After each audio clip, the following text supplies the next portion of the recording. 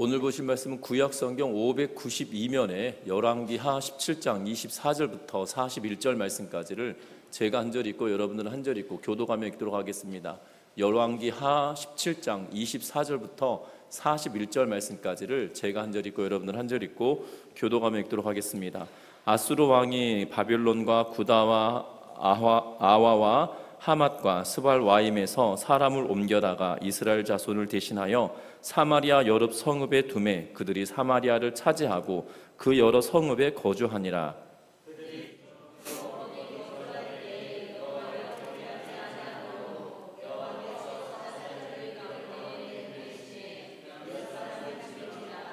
그러므로 어떤 사람이 아수르 왕에게 말하여 이르되 왕께서 사마리아 여러 성읍에 옮겨 거주하게 하신 민족들이 이 땅 신의 법을 알지 못함으로 그들의 신이 사자들을 그들 가운데에 보내매 그들을 죽였사오니 이는 그들이 그 땅의 신의 법을 알지 못함이니이다 하니라.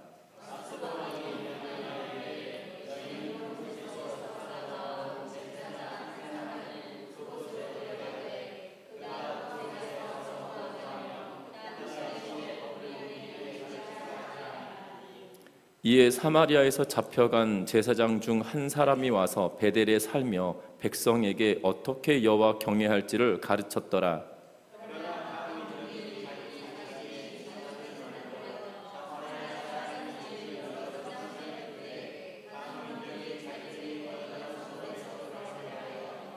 바벨론 사람들은 숫꽃 분옷을 만들었고 굿 사람들은 네르가를 만들었고 하맛 사람들은 아시마를 만들었고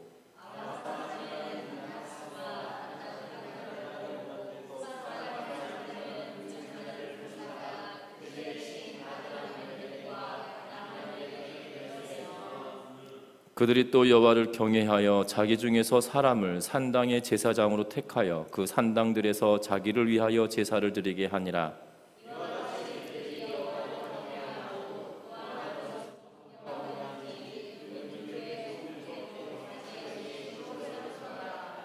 그들이 오늘까지 이전 풍속대로 행하여 여호와를 경외하지 아니하며 또 여호와께서 이스라엘이라 이름을 주신 야곱의 자손에게 명령하신 율법과 율례와 법도와 율법과 계명을 준행하지 아니하는도다.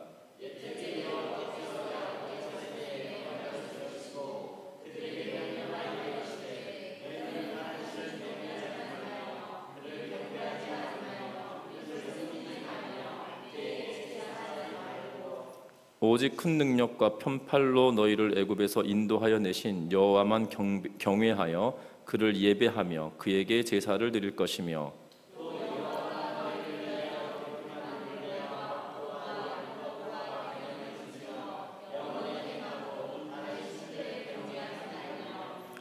또 내가 너희와 세운 언약을 잊지 말며 다른 신들을 경외하지 말고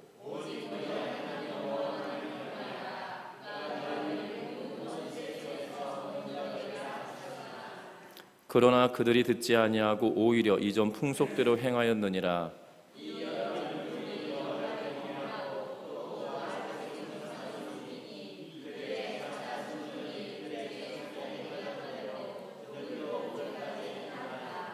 아멘. 우리 서로 인사 나누고 말씀 나누겠습니다. 사랑하고 축복합니다.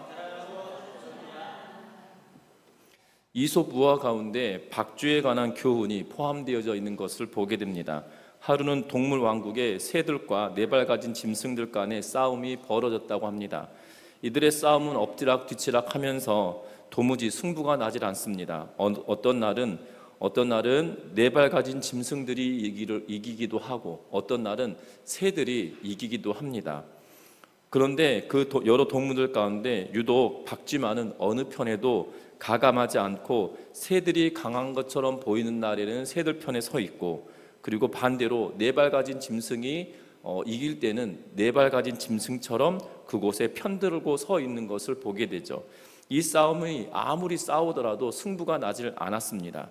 그래서 얼마 후 승부도 나지 않은 채 싸움이 끝나게 되었고 일명 이 짐승들 간의 조류와 짐승들 간의 이 휴전이 되었습니다. 그런데 평화가 찾아오고 휴전이 되어지자 이 박쥐가 양편 동물들로부터 조류로부터 또한 네 발 가진 짐승들로부터 추방당하게 되어지죠. 그 이유는 이 박쥐가 이쪽도 아니고 저쪽도 아니고 두 마음을 품었다라는 것이지요. 이 조류가 새들이 이길 때는 새 편에, 그리고 네 발 가진 짐승이 이길 때는 본인도 쥐다라고 하면서 이 네 발 가진 짐승에게 들어가 있고, 또 어떤 날은 새가 이기면 나는 날아다니니까 새다라고 하면서 그곳에 있어서 박쥐가 두 마음을 품었기 때문에 이쪽에서도 추방당하고 저쪽에서도 추방당하였다라는 그러한 우화가 이솝 우화 가운데 있는 것을 보게 됩니다. 우리는 그 이솝 우화의 내용을 들으면서도 우리 적용을 할 때가 있죠. 사람들 사이에서도 이쪽 저쪽 내 편이니 네 편이니 하면서 편가르기를 하다가 결국 중간에 끼어 있는 사람은 넌 우리 편도 아니다, 너네 편도 아니다라고 하면서 이렇게 거부하는 그런 일들도 있는 것을 보게 되죠. 코카콜라 사장님은 이런 말을 했습니다. 피 속까지 나는 코카콜라가 흐른다라고 이야기를 했습니다. 이처럼 이 뼛속 깊이까지, 어떻게 보면 이 무의식의 세계까지 나는 코카콜라에 속하였다라는 그러한 이 표명일 것 같습니다. 성도들도 마찬가지입니다. 참된 회심을 한 이들에게 있어서만큼은 하나님이 나의 아버지시고 또한 주께서 나를 지키시고 인도하신다는 그 확신 속에 우리는 살아가야 하는데, 여전히 외형은 종교 행위를 하는 것처럼 보여지지만 우리의 마음은 근본적으로 가치 체계가 바뀌어지지 않아서 하나님을 섬긴다 하기도 애매하고, 그리고 세상을 따른다 하기도 애매한 그러한 어중간한 상태로 우리가 신앙생활을 하고 있지 않은지를 살펴보는 그러한 시간들이 되었으면 합니다. 특별히 오늘 성경의 말씀에 보면 북이스라엘은 호세아 왕으로 말미암아 호세아 왕 때 멸망당하게 되어지고, 아수르 왕이 이 이주 정책을 펴서 이 이스라엘 땅에 있었던 사람들은 다른 나라로, 또한 다른 지역에 있었던 사람들을 이스라엘 땅으로 옮겨와서 살도록 하게 하고 있는 것을 보게 되죠. 그러므로 말미암아 시작되었던 어려움으로부터 오늘 본문의 내용은 시작하고 있습니다. 분명한 것은 두 마음을 품은 죄로 말미암아 그 땅에 어떤 어려움이 있었는지를 살펴보면서 저와 여러분들이 믿음 생활할 때 두 마음이 아니라 한 마음으로 전심으로 주를 바라보고 살아가는 우리 모든 성도님들 되시기를 주의 이름으로 부탁드립니다. 먼저는 우상 숭배에 관한 이야기를 하고 있는 것을 보게 됩니다.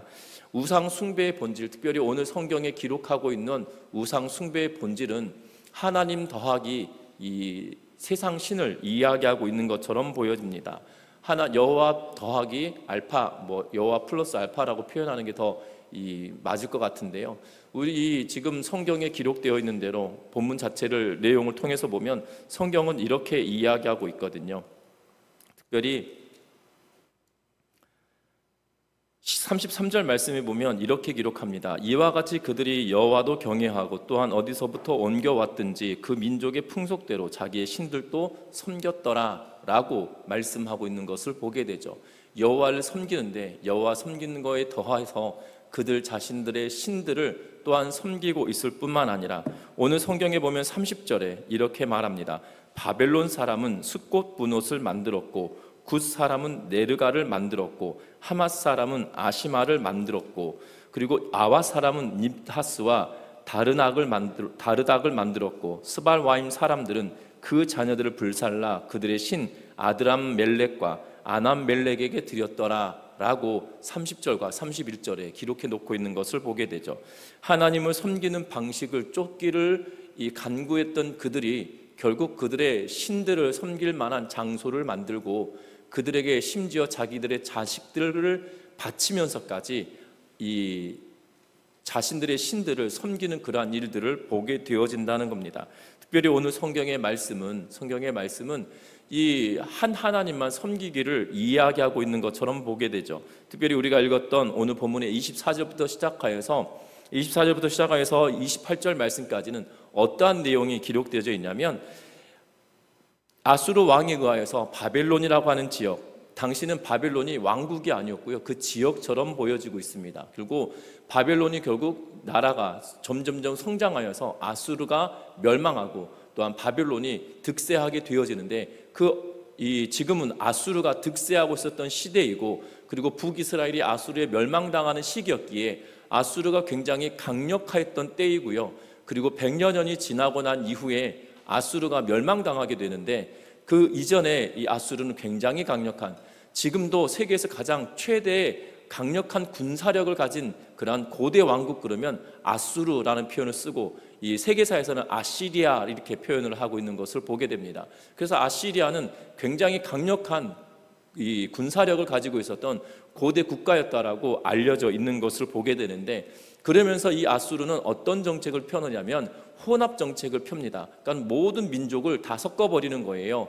그래서 서로 반란이 일어나지 않도록 만들어버리는 거죠. 그래서 이곳에 살았던 사람을 저쪽으로 옮겨버리고 저쪽에 살았던 사람을 이쪽으로 옮겨서 섞어버리게 됩니다. 그래서 24절에 아수르 왕이 바빌론, 구다와 아와와 하맛과 스발와임에서 사람들을 옮겨다가 어디다가 둡니까? 이스라엘 자손을 대신하여서 사마리아 성읍에 살도록 만들어 놓고 있는 것을 보게 되죠.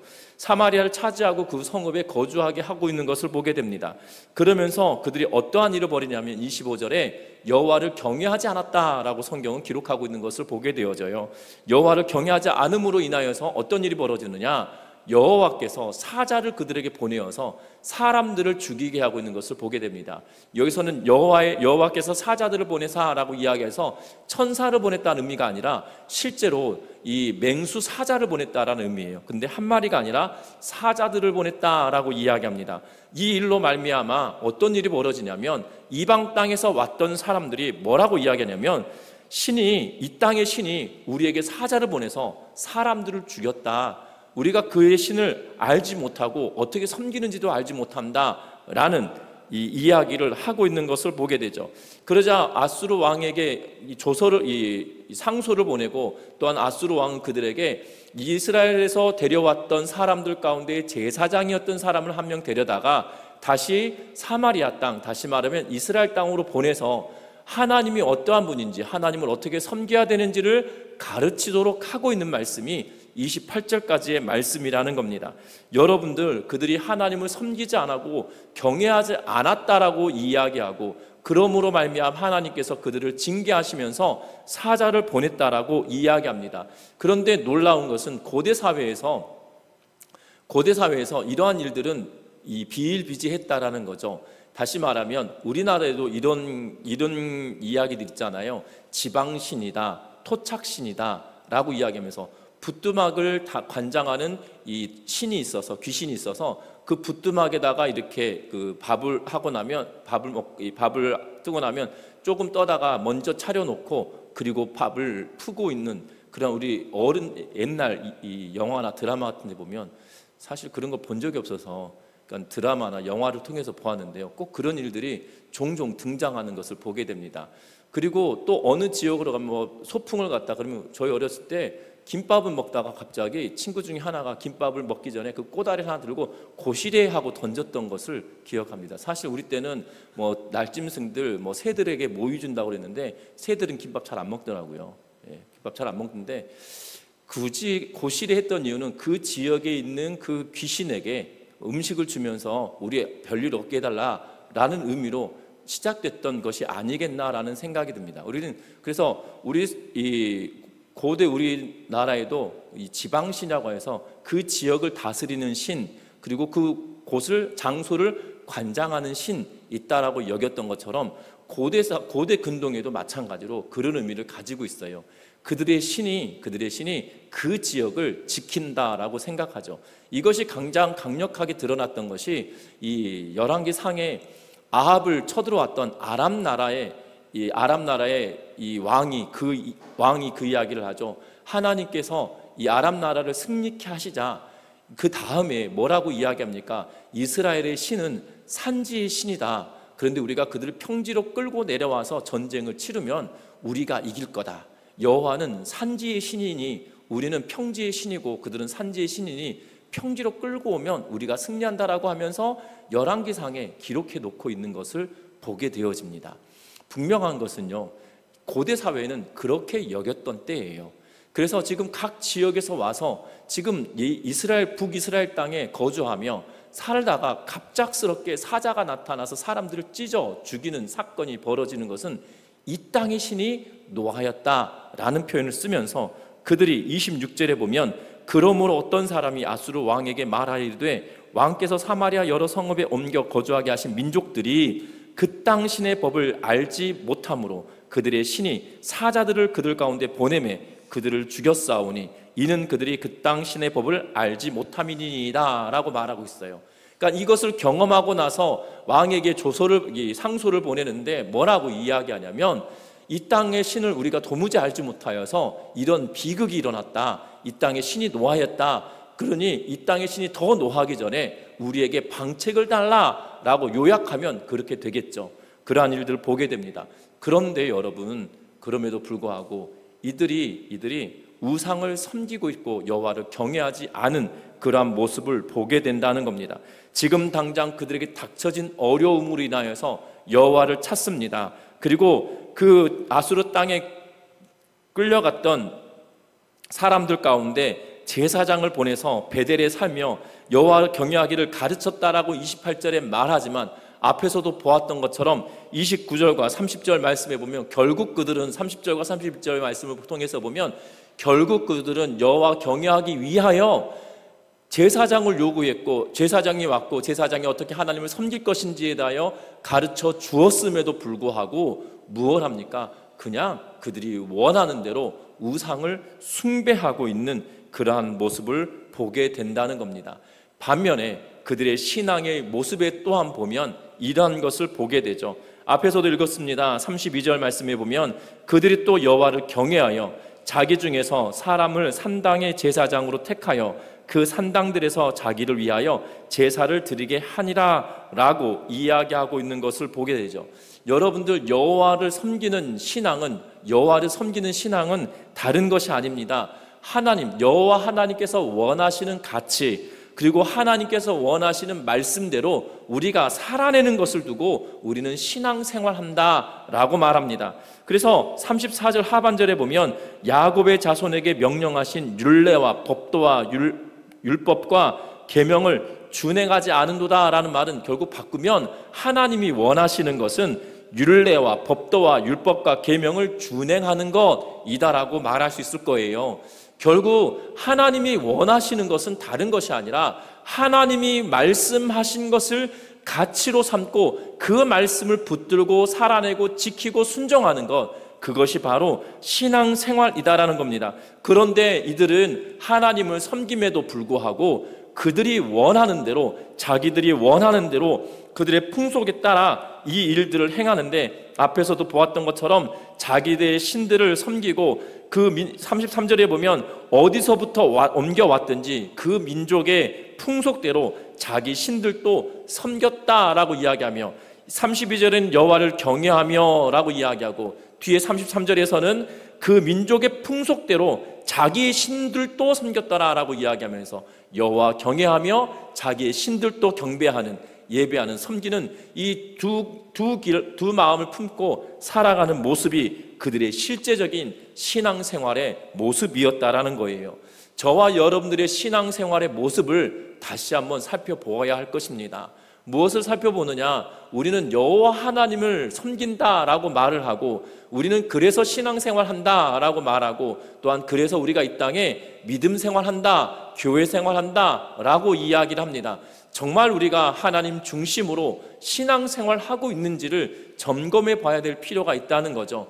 성경은 우리들에게 하나님의 율례와 법도와 율법과 계명을 준행하도록 말씀하고 요구하고 있는 것을 보게 됩니다. 그런데 우리는 세상의 가치와 세상이 원하는 것이 우리의 삶의 근간이 되어져서 그것이 더 값지게 여겨지고 하나님의 말씀보다도 그것이 우선으로 여겨지는 때가 있지 않은지 살펴보아야 된다는 거죠. 우리는 기억해야 합니다. 무엇을 기억해야 되냐면, 우리가 현실을 살아가는 그 순간에도 우리의 영성은 여전히 살아남아 있어야 된다는 거예요. 우리가 이 땅의 삶을 살아가면서 하나님의 말씀이 원하는 삶을 살아가는데 세상의 가치와 충돌한다라면 하나님 나에게 지혜를 주시사 이 어려움의 문제도 이겨가게 하여 주십시오라고 기도하며 나아가는 우리 점유중학교의 성도님들 되시기를 주의 이름으로 부탁드립니다. 하나님의 가치를 최우선으로 두기 시작하면 우리의 신앙의 가치에 현실에서도 하나님은 그 길을 열어가신다는 사실들을 기억하는 우리 모두가 되셨으면 합니다. 여러분들 세상의 이 땅의 삶을 살아가면서 세상의 가치를 붙고 살지 않으면 우리는 도태될 거라는 불안감이 있을 수 있습니다. 그런데 아니라는 거예요. 우리는 믿음으로 가지고 이 땅의 삶을 살아갈 때 하나님의 말씀이 내 삶의 근간이고 내 삶의 모든 것이다라고 믿고 그것을 지키며 살아가는 은혜가 있으시기를 주의 이름으로 부탁드립니다.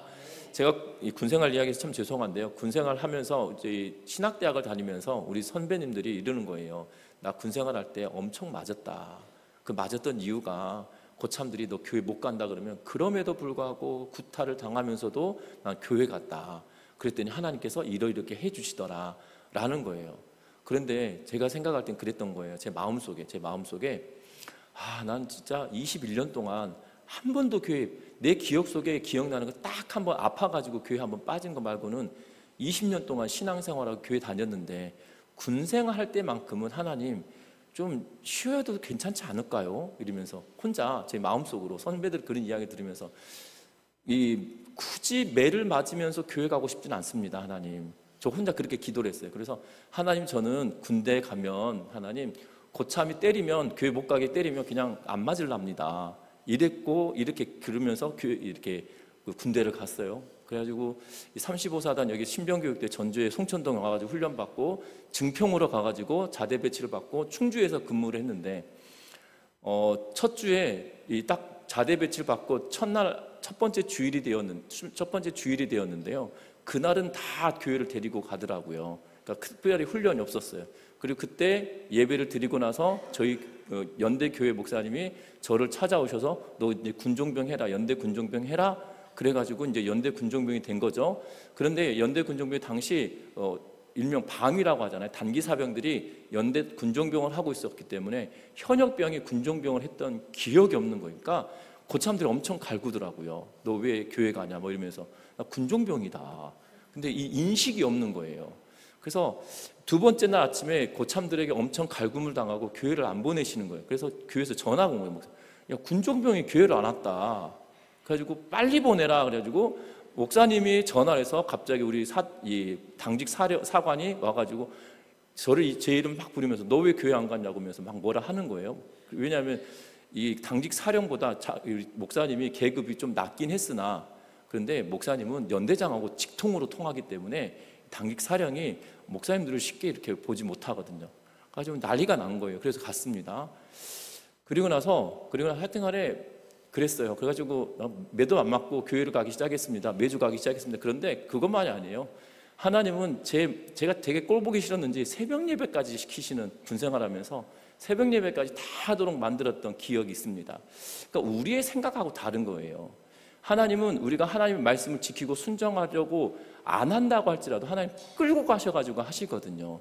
그래서 하나님 중심으로 근데 군생활을 하면서 시작하면서 어려운 문제들이 간혹 있었어요. 왜냐하면 앞에서 설명했지만 현역병들 사이에서는 현역 군종병 자체의 개념이 없기 때문에 많은 어려움들이 있었으나 1년이 딱 지나고 났더니 그렇게 괴롭히고 힘들게 했던 고참들이 저한테 와가지고 나 우리 집에 이런 문제가 있다.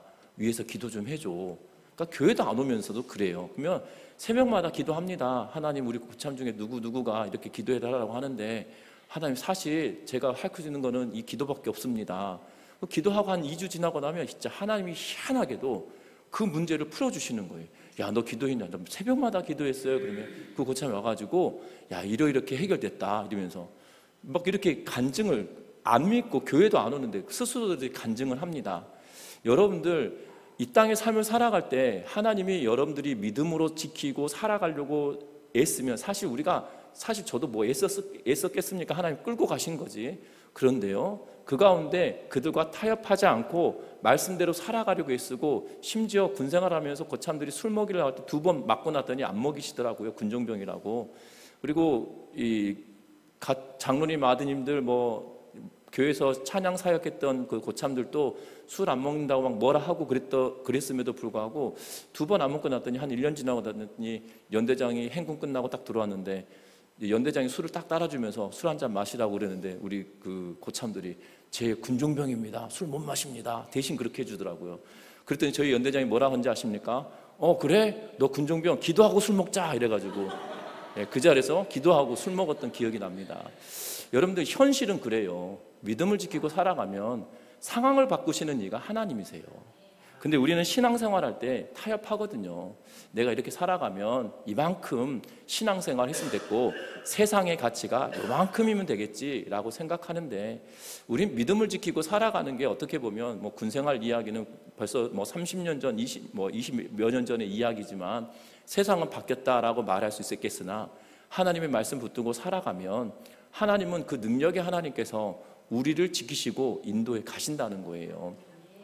세상 살아가는 순간순간에도 세상과 타협할 것이 아니라 하나님의 말씀의 가치를 우선으로 두고 살아가는 은혜가 있기를 주의 이름으로 부탁드립니다. 왜냐하면 이 하나님을 경외하며 그들의 신들을 섬기고 있는, 그들은 하나님 때문에 지금 하나님을 안 섬겨서 징계받았다고 생각하고 사자가 와서 그들을 찢어버렸다라고 여기고 있지만, 그래서 하나님을 믿어야겠다고 생각했는데 결국 하나님도 섬기고 그리고 그들의 신들도 섬기는 두 마음을 품고 살아가는 죄를 범하고 있었다는 거예요.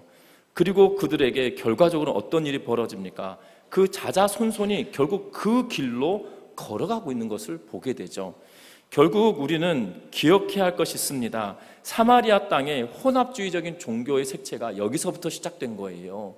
그래서 예수님 시대에 사마리아인들을 거들떠보지도 않고 유대에서 갈릴리로 가거나 갈릴리에서 유대로 내려올 때 사마리아 길을 통하지 않고 요단강을 건너서 다시 와서 요단강 건너 들어오는 그런 사마리아를 기피하는 현상이 일어났던 시점이 바로 여기서부터 시작되었다는 거죠.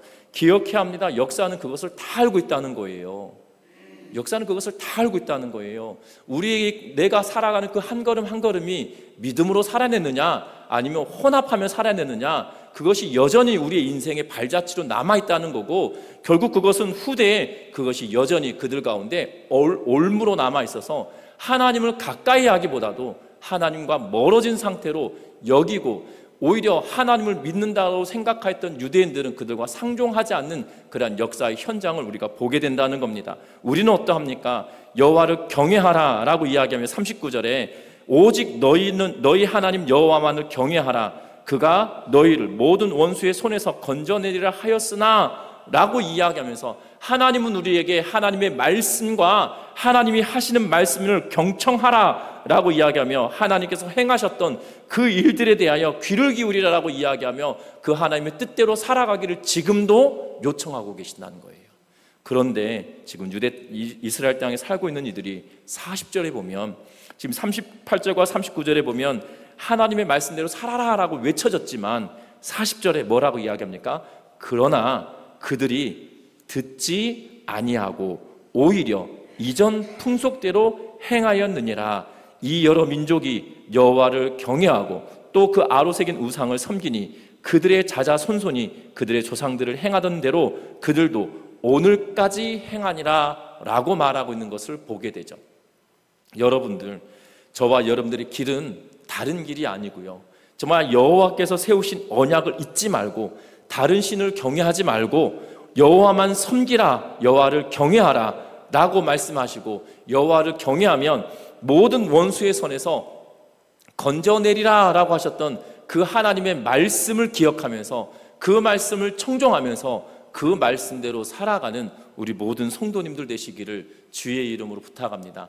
현대는 정말 하나님을 섬기고 살아가기 참 어려운 시대를 살고 있어요. 청년 사역을 하면서도 여러 번 말씀드렸지만, 청년 사역을 하면서 청년들이 이 신앙생활과 사회생활하면서 신앙생활을 지키기가 제일 어려운 게 교회 직분자들 때문이다라고 고백하거든요. 야, 나 우리 어디 교회 안수 집사인데 괜찮아 그러면서 이 술을 마시게 하고 담배를 피우게 하고, 술과 담배가 구원과 상관은 있는 것은 아니나 우리의 신앙생활에 큰 영향을 미치는 것은 분명한 거예요. 무엇의 지배를 받느냐의 차이거든요. 분명한 것은 하나님은 우리에게 하나님의 통치를 받으라라고 이야기하고 계시는 것을 보게 되어져요. 그 청년들이 하나님의 말씀대로 살으려고 몸부림치는 그런 모습을 보게 됩니다. 저와 여러분들이 그들에게, 이 젊은 다음 세대의 사람들에게 걸림돌이 될 것이 아니라 그들에게 디딤돌이 되어져서 정말 말씀을 내가 지키고 살았더니, 하나님의 음성에 귀를 기울이면서 내가 살아냈더니 하나님께서 내 모든 원수의 손에서 나를 건져내셨던 그 하나님을 고백하고 드러내며 살아가는 우리 모든 성도님들 되시기를 주의 이름으로 부탁드립니다. 말씀을 맺으려고 합니다. 이스라엘 땅으로 넘어왔던, 믿지 않았던, 이방신을 섬겼던 이들이 하나님께서 그들에게 사자를 보내셔서 사람을 찢어 죽이게 만드는 사건으로 말미암아 그 땅의 신인 여호와를 섬기겠다라고 결단을 합니다. 그리고 하나님을 어떻게 섬기는지 대해서도 배웁니다. 그런데 그 배움이 회심의 자리까지 나가도록 만들지 않았다는 거죠. 하나님만 섬기도록 그들이 가지 않았고 하나님과 그들이 가지고 왔던 신들을 섬기는 일들을 하고 있다는 겁니다. 우리는 성경을 배웠다라는 것으로 우리의 신앙생활이 다 되었다, 우리가 신앙생활을 완성시켜가고 있다라는 착각에 빠질 수 있습니다. 그렇지 않다는 거예요. 성경은 배우는 데 그치는 것이 아니라 그 말씀을 내 삶에 적용하고 그 말씀대로 살아내는 것, 거기에 있다는 겁니다. 배움을 멈춰서도 안 되겠지만, 하나님의 말씀을 알아가는 것을 멈춰서는 안 되겠지만, 분명한 것은 그 하나님을 알아가는 그 배움이 단순히 내 신앙생활을 답보하지 않는다는 걸 기억하면서 말씀을 지키고 순종하고 살아가는 것이 우리 신앙생활의 근간이라는 걸 기억하면서 영적인 간음이 아닌 하나님만 바라보고 하나님만 섬기며 살아가는 우리 모든 성도님들 되셔서 우리의 욕망이 우리를 잠식하지 않고 하나님을 사랑하는 마음이 우리 안에 충만하여서 하나님만 섬기는 우리 모두가 되시기를 주의 이름으로 부탁드립니다. 기도합니다. 주님 감사합니다. 우리에게 은혜를 주시고 긍휼을 베풀어 주셔서 주의 말씀만 바라며 살아가게 하시고 주의 뜻을 이루며 살아가는 우리 모두가 되게 하십시오. 특별히 하나님의 말씀은 살아있고 운동력이 있기에 그 말씀을 지키고 순종하며 살아갈 때 우리와 함께 하신 하나님을 경험하며 우리와 함께 하신 하나님의 능력을 체험하며 살아내는 우리 모두가 되어서 이 땅에 정말 하나님의 영광을 드러내는 우리 성도들 되도록 도와주옵소서. 예수 그리스도의 이름으로 기도합니다. 아멘. 찬송가 73장 드리시겠습니다.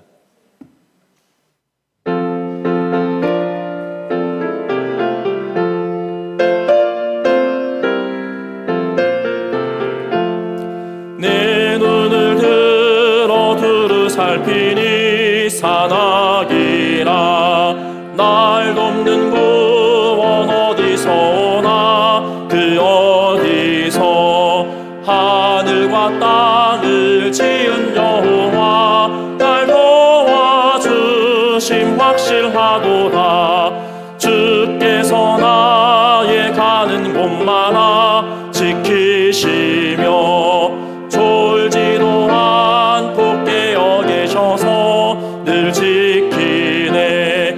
이스라엘을 지키시느니 쉬지도 않고 살펴주시네. 여호와 나의 보호자시니 늘 지키며 오른팔 들어 보호하시고 그들 되네. 낮에는 해가 삼지 못하며 또 밤에 달이 해치 못하네. 여호와 나의 영혼 지키사 돌보시며 내 모든 죄를 사해 주시고 늘 지키네. 이제로부터 영원 무궁히 주 나의 출입 지켜주시리. 아멘.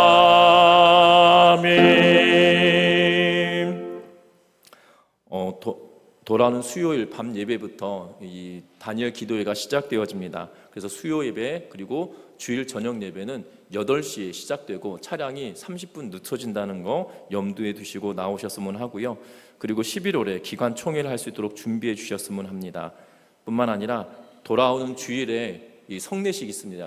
학습 세례 입교식이 있다는 걸 기억하시고, 그리고 다음 주일에는 오후 예배로 드려지고 교회에서 점심 준비된다는 거 기억하시고 예배에 참여하시면 되겠고, 돌아오는 주일이 첫 번째 주일이다 보니 점심을 드시고 오후 예배 드리고 밤에는 따로 모여서 이 기도회를 하도록 하겠습니다. 다니엘 기도회에 참여하도록 하겠습니다.